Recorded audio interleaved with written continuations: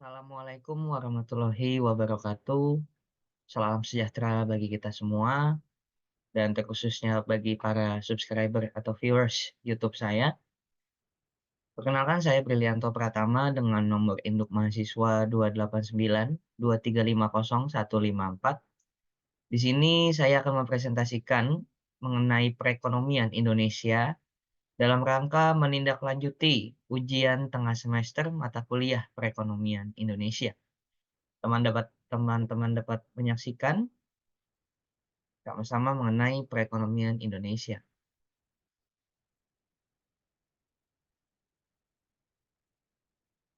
Kita akan membahas terlebih dahulu mengenai apa itu kebijakan ekspor dan impor. Ya, teman-teman dapat melihat sama-sama di sini ya beberapa poin, antara lain yang pertama mengenai apa itu arti perdagangan internasional ya. Jadi perdagangan internasional adalah suatu proses tukar menukar atau jual beli barang dan jasa yang terjadi antara dua negara atau lebih. Wahono di Pahyana mengatakan bahwa perdagangan internasional adalah transaksi bisnis yang melibatkan lebih dari satu negara. Kemudian yang kedua, yang terlibat ya. Yang terlibat ini antara lain ya, dapat berupa antar perorangan, individu dengan individu, antara individu, individu dengan pemerintah suatu negara, atau pemerintah suatu negara dengan pemerintah negara lain. Kemudian poin yang berikutnya ini mengenai dampak ya. Jadi banyak gitu di negara-negara perdagangan internasional menjadi salah satu faktor utama untuk meningkatkan GDP ya. Meskipun perdagangan internasional telah terjadi selama ribuan tahun, dampaknya terhadap kepentingan ekonomi, sosial, dan politik baru dirasakan beberapa abad belakangan. Perdagangan internasional pun turut mendorong industrialisasi, kemajuan transportasi, globalisasi, dan kehadiran perusahaan multinasional. Ini teman-teman dapat melihat secara saksama ya mengenai bentuk perdagangan internasional antara lain ya. Ada yang pertama ini ekspor. Nah, ekspor adalah kegiatan menjual barang ke luar negeri. Contohnya, ketika Indonesia melakukan ekspor pakaian ke Amerika Serikat. Nah, itu artinya Indonesia ya teman-teman menjadi negara yang melakukan penjualan atau ekspor pakaian gitu ke Amerika. Kemudian poin yang kedua ini ada impor. Nah, impor adalah kegiatan membeli barang. Jadi berlawanan ya. Kalau ekspor kita yang menjual, kalau impor kita yang membeli barang gitu dari luar negeri. Nah, artinya apa? Contoh, misal jika Amerika Serikat membeli pakaian dari Indonesia, berarti dapat dikatakan bahwa Amerika Serikat melakukan impor pakaian. Nah, ekspornya kita, ya, seperti itu. Nah, kemudian ada bentuk perdagangan internasional yang lain, itu yang ketiga ada barter. Nah, barter ini merupakan transaksi dengan saling menukarkan barang satu sama lain. Barter dilakukan dengan terlebih dahulu menentukan nilai suatu barang, ya, untuk kemudian dibayar kembali dengan barang yang memiliki nilai yang sesuai dan disepakati. Kemudian poin yang keempat ini ada konsinyasi atau consignment, ya. Nah, dalam lingkup internasional, barang-barang yang mau dijual atau dalam tanda kutip dititipkan di pasar internasional dulu menunggu adanya pembeli. Nah, penjualannya dapat dilakukan melalui pasar bebas atau bursa dagang dengan cara dilelang. Kemudian poin yang selanjutnya ini ada poin kelima, yakni package deal. Nah, sistem ini dilakukan dengan cara pembuatan atau membuat perjanjian dagang, trade agreement, ya, dengan suatu negara. Nah, di dalam isi perjanjian tersebut berupa ketetapan jumlah barang yang akan diekspor ke negara lain atau diimpor ke negara tertentu. Selanjutnya ada border crossing. Nah, border crossing ini adalah perdagangan yang terjadi di negara yang saling berbatasan dan berdasarkan perjanjian tertentu. Tujuan perdagangan ini adalah untuk memudahkan penduduk yang berada di negara perbatasan agar lebih mudah dalam berbelanja. Selanjutnya ada sea border crossing. Nah, perdagangan antara negara yang melewati lintas batas laut ini artinya sea border crossing. Jadi, sistem ini dilakukan oleh negara yang memiliki batas laut dan dilakukan berdasarkan persetujuan dan ketentuan yang berlaku.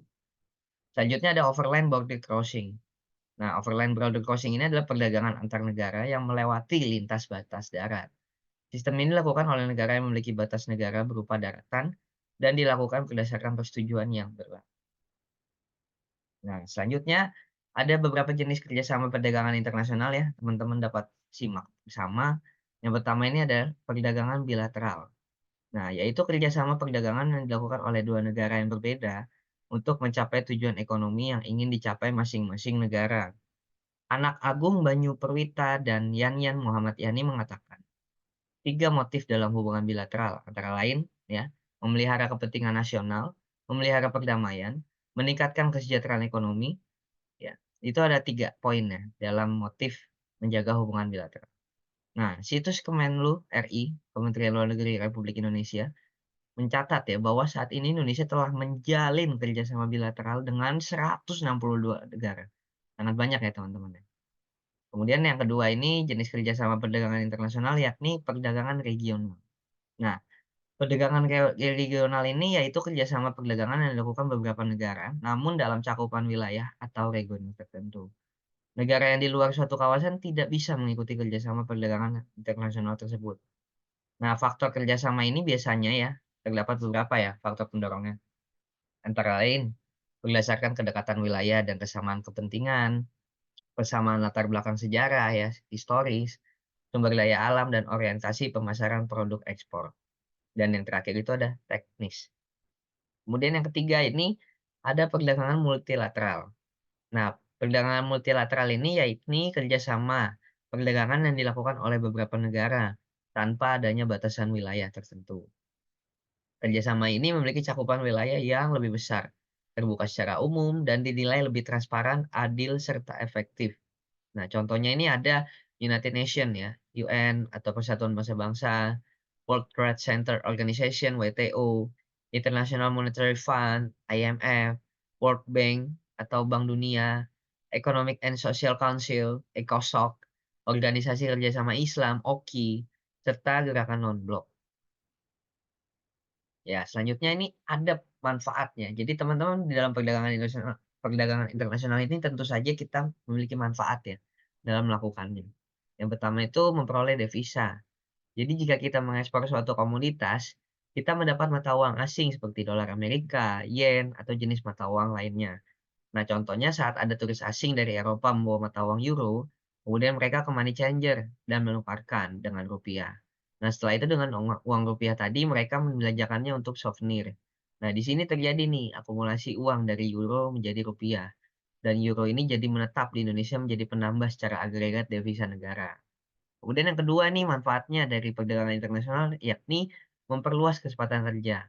Nah, perdagangan internasional, terutama kegiatan ekspor, memberi kesempatan untuk memperluas kesempatan kerja guna menghasilkan barang ekspor dibutuhkan tenaga kerja.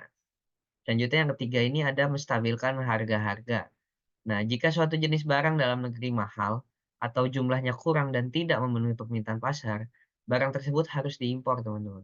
Dengan adanya impor, harga barang jenis tersebut akan stabil dan permintaan pun dapat terpenuhi. Poin selanjutnya ini ada meningkatkan kualitas ekonomi. Nah, melalui perdagangan internasional, penduduk dapat membeli barang-barang yang belum dapat dihasilkan dalam negeri atau mutunya belum sebaik produk luar negeri. Kemudian yang kelima ada mempercepat alih teknologi. Nah, untuk menggunakan barang-barang yang diimpor dari luar negeri, itu dibutuhkan pengetahuan atau keterampilan tertentu, teman. Nah, selanjutnya nih ada nih faktor pendorong dari perdagangan internasional. Yang pertama ini ada perbedaan sumber daya alam. Nah, mengapa? Karena sumber daya alam yang dimiliki setiap negara itu berbeda-beda, teman-teman. Contoh ya, Indonesia banyak mengekspor tekstil ke Jepang karena sumber daya alam Indonesia yang harganya terbilang murah. Sebaliknya, Indonesia mengimpor mobil dari Jepang karena Jepang dapat memproduksi mobil dengan harga murah. Seperti itu. Kemudian yang kedua itu ada selera. Nah, contoh dari selera ini maksudnya apa? Masyarakat Indonesia yang lebih menyukai apel Amerika. Padahal di Indonesia juga memiliki buah apel yang berada di Malang dan tempat lainnya. Jadi ini soal selera aja gitu. Kemudian yang ketiga ada penghematan biaya produksi atau yang biasa kita ketahui itu efisiensi ya. Nah, masalah efisiensi juga menjadi alasan ya tidak diproduksinya barang berteknologi tinggi oleh negara berkembang. Nah, sebenarnya Indonesia juga mampu sebenarnya teman-teman untuk memproduksi barang yang canggih. Namun, karena industri lokal yang belum mampu berkembang dan membuat biayanya lebih murah, jadi sedikit tersendat, teman-teman. Kemudian yang keempat ini ada perbedaan teknologi. Beberapa negara yang memiliki teknologi maju yang sebagian besar pula negara yang belum mampu menerapkan teknologi maju. Nah, negara dengan teknologi maju mampu menjual barang dengan harga murah pada negara yang memiliki teknologi sederhana. Contohnya, Indonesia mengimpor mobil dari Jepang karena Jepang memiliki pembuatan mobil yang maju. Nah, ini selanjutnya ada faktor penghambat. Tadi kita ada faktor pendorong, sekarang faktor penghambat ya terjadinya perdagangan internasional. Yang pertama itu adalah tidak amannya suatu negara. Nah, jika negara yang dimiliki kondisi yang aman, maka para pedagang akan mendekat. Dan sebaliknya, namun jika tidak, maka para pedagang pun akan beralih ke negara yang lebih aman. Jadi faktor keamanan itu penting ya, teman. Dan kemudian yang kedua ini ada kebijakan ekonomi internasional oleh pemerintah. Contohnya, pembatasan jumlah impor, pemungutan biaya ekspor atau impor yang tinggi, dan perizinan yang berbelit-belit. Selanjutnya ada teori perdagangan internasional, teman. Yang pertama ada teori keunggulan mutlak, absolute advantage theory dari Adam Smith. Jadi suatu negara disebut memiliki keunggulan mutlak dari negara lain jika negara tersebut mampu memproduksi lebih banyak barang daripada negara lain dengan menggunakan sumber daya produksi yang sama. Selanjutnya ada keunggulan mutlak terjadi jika suatu negara, misalnya Indonesia ya, mampu memproduksi lebih banyak kursi rotan dari negara lain, misalnya Jepang, dengan menggunakan sumber daya yang sama jumlahnya. Jepang memiliki keunggulan mutlak terhadap Indonesia dalam produksi kalkulator dengan menggunakan sumber daya yang sama jumlahnya. Nah, kemudian teori selanjutnya ada teori keunggulan komparatif, comparative advantage theory dari David Ricardo. Nah, murid Adam Smith, David Ricardo melengkapi teori gurunya dengan mengatakan bahwa perbedaan keunggulan komparatif juga dapat memberi keuntungan. Dua negara akan tetap melakukan pertukaran melalui perdagangan internasional, walaupun salah satu negara mempunyai semua keunggulan. Contoh, antara Jerman dengan Jepang sama-sama memproduksi mobil, tetapi mobil Jepang lebih irit BBM dibanding Jerman. Sebaliknya mobil Jerman lebih kuat tetapi lebih boros dalam BBM. Seperti itu, teman-teman. Nah, selanjutnya ada alat pembayaran internasional yang kita ketahui ada yang pertama letter of credit ya. Nah, letter of credit ini atau ALC ini adalah suatu surat yang dikeluarkan oleh pihak bank di negara dari pihak yang mengimpor barang, importir, di mana bank bersangkutan menyetujui dan membayar wesel yang ditarik oleh penjual barang, eksportir. Nah, dewasa ini lebih dari 50% cara pembayaran internasional menggunakan LC ya. Hal ini karena cara pembayaran LC ini mempunyai beberapa kemudahan. Antara lain sebagai berikut. Yang pertama, adanya kepastian pembayaran bagi eksportir. Kemudian yang kedua, adanya jaminan penerimaan barang bagi importir. Kemudian yang ketiga, adanya fasilitas kredit eksportir atau importir dalam melakukan perbaikan. Kemudian yang terakhir adanya fasilitas hedging, yaitu kepastian tidak adanya perubahan harga barang selama proses transaksi. Nah, alat pembayaran internasional yang kedua ini yang sering dipakai adalah advance payment. Nah, advance payment merupakan salah satu cara pembayaran internasional di mana importir terlebih dahulu membayar harga barang sebelum barang diterima. Nah, advance payment merupakan cara pembayaran di muka. Cara pembayaran advance payment sangat beresiko pada pembeli atau importir, sebab bisa saja eksportir tidak memenuhi kewajibannya untuk menyerahkan barang. Nah, oleh sebab itu, kontrak bisnis yang mendasari transaksi bisnis ini harus diperkuat dengan berbagai klausal yang dapat menjamin kepentingan pembeli, misalnya klausal tentang ganti rugi atau sanksi. Selanjutnya ada open account ya. Nah, open account ini adalah cara pembayaran dengan open account merupakan kebalikan dari advance payment. Pada cara pembayaran open account, barang telah dikirim penjual atas nama pembeli. Nah, pembayaran dengan open account sangat menguntungkan pembeli sebab barang diterima sebelum pembayaran dilakukan. Kemudian yang keempat ini ada commercial bills of exchange. Nah, commercial bills of exchange yang lazim disebut wesel atau draft atau trade bill ya adalah surat yang ditulis oleh penjual eksportir yang berarti perintah pada pembeli untuk membayar sejumlah uang pada tanggal jatuh tempo pada masa datang. Kemudian yang kelima ada collection. Nah, cara collection adalah suatu cara di mana eksportir menugaskan pengagihan harga barang yang diekspornya pada salah satu bank. Nah, yang keenam ini ada konsinyasi. Nah, cara konsinyasi sebenarnya adalah bentuk lain dari open account. Hanya saja open account dan konsinyasi berbeda dalam hal pelaksanaannya. Pada open account, eksportir telah mengirim barang pada importir sebelum terjadi pembayaran. Namun sebaliknya, pada konsinyasi, eksportir telah mengirim barang sebelum pembayaran dan pembayaran diterima setelah barang laku dijual oleh importir. Selanjutnya ada neraca pembayaran dalam perdagangannya. Nah, neraca perdagangan ini adalah selisih antara nilai ekspor dan nilai impor suatu negara dalam suatu periode tertentu. Ketika nilai ekspor lebih besar dari nilai impor, disebut sebagai surplus perdagangan. Ketika nilai impor lebih besar dari nilai ekspor, maka disebut defisit perdagangan. Nah, ada beberapa faktor yang mempengaruhi neraca perdagangan ya, antara lain pendapatan luar negeri, pendapatan domestik, dan nilai tukar real. Meningkatnya pendapatan luar negeri akan mendorong permintaan barang domestik. Nah, berdasarkan data dari BPS ya, neraca perdagangan Indonesia pada bulan Januari 2023 kembali mencatat surplus yakni 3,87 miliar dolar AS, melanjutkan surplus pada bulan sebelumnya sebesar 3,96 miliar dolar AS, dan juga surplus neraca perdagangan Indonesia sejak Mei 2020. Ada 5 komponen neraca perdagangan antara lain, yang pertama lalu lintas moneter, yang kedua transaksi modal, kemudian yang ketiga transaksi perdagangan barang, yang keempat selisih perhitungan, kemudian yang kelima transaksi satu arah. Nah, apabila kondisi neraca perdagangannya surplus, hal ini sangat menguntungkan suatu negara, karena nilai perdapatannya bisa jauh lebih besar. Neraca perdagangan bisa selalu surplus. Negara harus bisa mungkin menjaga nilai ekspor dan impornya. Jenis ini merupakan kondisi di mana nilai transaksi ekspor dan impornya seimbang. Jika suatu negara terus-menerus mengalami defisit, maka sektor keuangan berjalan lambat sehingga pertumbuhan ekonomi sulit untuk berkembang. Nah, selanjutnya ini ada jenis-jenis neraca pembayaran ya, yakni ada neraca pembayaran defisit, yaitu neraca yang menandakan bahwa nilai impor lebih besar daripada nilai ekspor.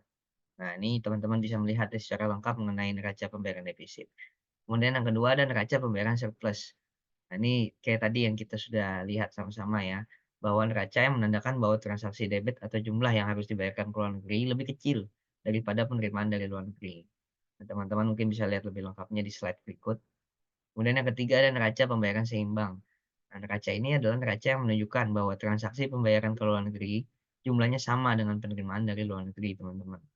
Teman-teman bisa juga melihat lebih lengkap di PowerPoint ini. Nah, ini selanjutnya ya, menurut Michael Petodaro dan Stephen C. Smith, ada 3 komponen dalam neraca pembayaran ya.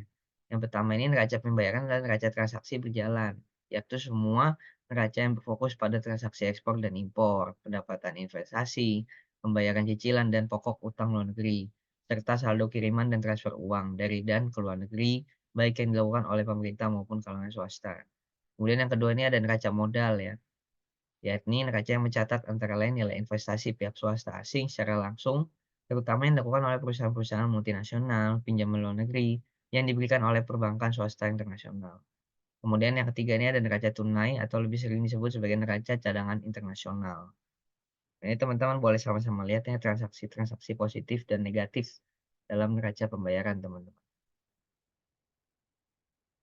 Nah, ini ada devisa nih. Devisa ini adalah sebuah aset ya dalam bentuk uang maupun instrumen keuangan yang dapat digunakan sebagai alat pembayaran internasional yang dimiliki oleh pemerintah, bank sentral, dan masyarakat umum di suatu negara. Nah, berdasarkan Undang-Undang tahun nomor 2009, 1999 tahun nomor 24 tentang lalu lintas devisa, ya, pengertian devisa negara adalah salah satu alat dalam sumber pembiayaan bagi suatu bangsa dan negara. Nah, ini beberapa ada fungsi devisa ya teman-teman. Yang pertama adalah sumber pendapatan negara, yang kedua ada alat pembiayaan hubungan internasional, yang ketiga adalah alat pembayaran yang sah dalam perdagangan internasional, kemudian yang terakhir adalah alat pembayaran utang luar negeri. Nah, di sini ada terdapat macam-macam devisa ya. Pertama ada devisa umum, yang kedua devisa kredit, yang ketiga devisa pelengkap, yang keempat devisa negara, kemudian yang kelima devisa ekspor. Mungkin teman-teman bisa melihat secara seksama ya di slide berikut. Nah, selanjutnya ada bentuk-bentuk devisa, teman-teman. Yang pertama ini ada surat wesel luar negeri, yang kedua valuta asing, kemudian yang ketiga surat berharga. Nah, surat wesel luar negeri ini surat yang dikirimkan oleh para TKI ya dari luar negeri untuk keluarga tercinta di tanah air.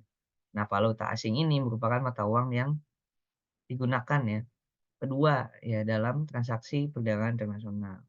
Nah, kemudian surat berharga ini adalah dokumen yang memiliki nilai serta dilindungi secara hukum oleh negara. Nah, ini ada sumber-sumber devisa nih teman-teman, banyak ya. Yang pertama ini adalah biaya penggunaan jasa luar negeri, yang kedua bantuan atau hadiah dari negara lain, kemudian yang ketiga kegiatan impor dan ekspor, kemudian yang keempat pemungutan biaya masuk, yang kelima ini hutang luar negeri, serta yang keenam adalah sektor pariwisata. Nah, kebijakan ekspor dalam perdagangan internasional antara lain ya, yang pertama ini ada diskriminasi harga, yang kedua ini adalah pemberian premi, yang ketiga adalah dumping, yang keempat adalah politik dagang bebas, serta yang kelima adalah larangan ekspor. Mungkin teman-teman sama-sama bisa menyaksikan lengkapnya di slide berikut. Nah, ini ada kebijakan impor ya dalam perdagangan internasional. Yang pertama ini kuota impor ya. Jadi kuota ini adalah jumlah suatu barang yang bisa diimpor dalam satu periode tertentu. Kemudian lanjut lagi ke tarif ya. Jadi kebijakan tarif ini adalah penerapan tarif yang tinggi untuk impor barang-barang tertentu. Selanjutnya lanjut lagi ke impor subsidi. Nah, ini adalah kebijakan pemerintah yang membuat barang impor lebih murah, teman-teman. Nah, yang terakhir adalah larangan impor, yakni kebijakan larangan yang ya diberlakukan jika suatu negara diharuskan untuk menghemat devisanya. Nah, sekian presentasi yang dapat saya sampaikan. Secara lengkapnya mungkin teman-teman dapat melihat slide sebelum-sebelumnya ya teman-teman untuk melihat secara lengkap. Kurang lebihnya mohon dimaafkan apabila terdapat kekurangan dan kata-kata yang kurang berkenan. Wassalamualaikum warahmatullahi wabarakatuh. Salam sejahtera untuk kita semua.